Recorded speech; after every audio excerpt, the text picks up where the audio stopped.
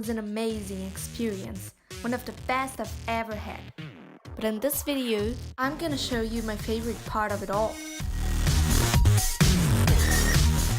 In England's south seaside, less than 100 kilometers away from London, there's a small, colorful city. It's very different of what we usually see in Europe. With more than 250,000 inhabitants, Brighton receives more than 7 million tourists every year. Hey everyone, I hope you're all doing fine, even if you're in school. I know it's hard, pretty hard. Yeah, but you can do it. You do it. I believe in you. So welcome to my video about Brighton. I will just give you some information about the city and its history. I hope you really like this video and you really learn more about this wonderful, amazing city in this video.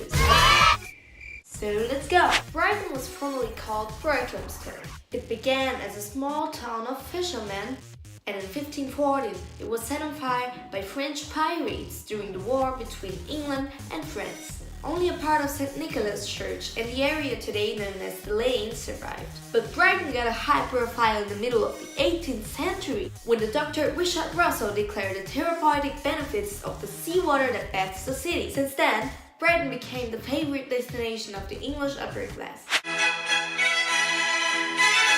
This is disgusting! Bring me other tea! Its prestige got even higher when the Catholic Prince of Wales, George IV, decided to move to the city and incentivize its growth. During the Regency period, he turned the simple literary house into the Royal Pavilion, a wonderful Chinese Indian-style palace which was created in 1787 and became one of the main sights of Brighton.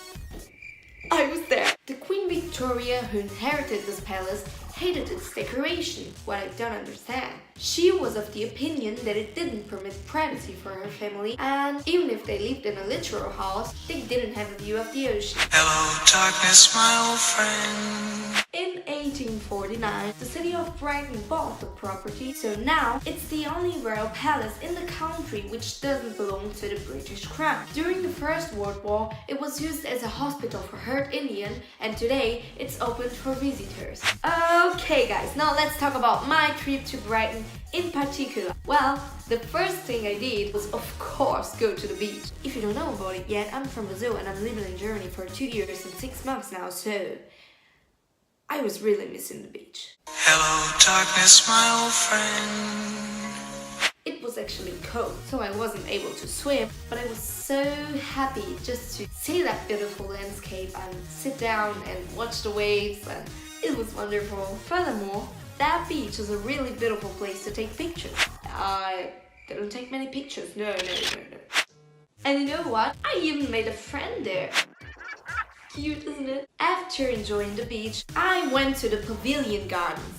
There, you can see the Royal Pavilion Palace I've already talked about in this video. This place is a site you definitely can't let to see Brighton. It's so beautiful there. It's a very good place if you want to take nice pictures or just sit down and relax in the middle. There you can also visit the Brighton Museum and Art Gallery. I didn't go in there, but it's an amazing museum which has diverse collections which bring history and art together. After completing the Pavilion Gardens, I went for a walk in a collection of narrow streets called the Lanes. It's the coolest side of the city. In these historical lanes, there are lots of shops and restaurants. There's really much to do. Furthermore, if you're a fan of street art, you'll be able to see many of these colorful things on the walls of Brighton. The next and last site I visited in this city was the amazing Brighton Palace Pier. I would say it was my favorite site because there's so much to do there. Already by the entrance, there are many small snack shops which extend to the end of the pier. And as you walk through the pier, you can go into a place with lots of games. And you know, I'm a very childish person, so of course I play there and also make my friends do it. At the end of the pier, there's also an amazing park. There are many attractions you can choose, so it's really nice there. Unfortunately, I was just one day in Brighton, so the time went fast and I had to go back to my host family, which was pretty nice by the way. Love you. But in the pier, there's a wonderful view of the beach and the city, so I just used my time lapse to take some pictures there. And you know guys, when I was coming back from the pier to our meeting point in the beach, I was like so sad because it was a great opportunity. I had to visit that amazing city and I didn't want to go away. But well, I can just say that it was a very nice experience. I loved it. Hey guys, that was it. I hope you really liked my video and that you liked Brighton. Okay, see you next time. Até mais, auf Wiedersehen and bye bye. Oh, hello. Can you give me some information?